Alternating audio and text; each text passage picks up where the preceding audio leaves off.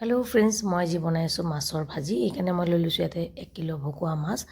এটা চৰিয়াত মই এতিয়া এটা নেমুৰ ৰস ওলাই লৈছোঁ। দি দিছোঁ এচামুচ নিমখ, এচামুচ নহৰু পেষ্ট, এচামুচ আদাৰ পেষ্ট আৰু দি দিম হাফ স্পুন কেঁচা জলকীয়াৰ পেষ্ট। গোটেইখিনি ভালদৰে মিলাই ল'ম। ইয়াতে মই দি দিম অলপ সৰিয়হৰ তেল দি কিনে এতিয়া মাছখিনি দি ভালদৰে ধুনীয়াকৈ মাছৰ লগত মছলাখিনি সানি কেনে মই এইটো ৰাখি দিম 1 ঘণ্টাৰ কাৰণে মেৰিনেট হ'বৰ কাৰণে। 1 ঘণ্টা পিছত মই এই মাছত দি দিম এটা কণী আৰু দি দিম মই ইয়াতে 2 চামুচতকৈ অকণমান বেছি বেচন আৰু দি দিম এচামুচ জিৰা পাউডাৰ আৰু হাফ স্পুন ধনিয়া পাউডাৰ আৰু অকণমান কেঁচা ধনিয়া।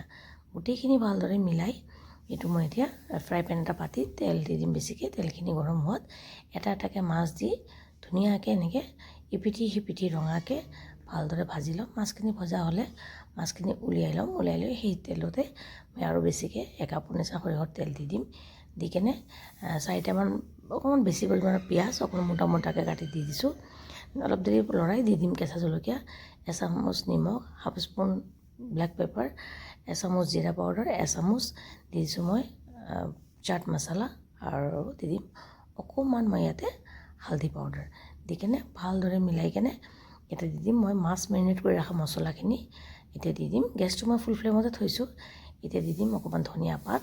অলপ দেৰি লৰাই মছলাটো যেতিয়া অকণমান ভাজা হ'ব তেতিয়া মই এয়া আগৰে পৰা ভাজি ৰখা মাছৰ ওপৰত এই পিঁয়াজখিনি দি কেনে ভালদৰে মিলাই ল'লেই মোৰ ৰেডি হৈ গ'ল মাছৰ ইউনিক ভাজি।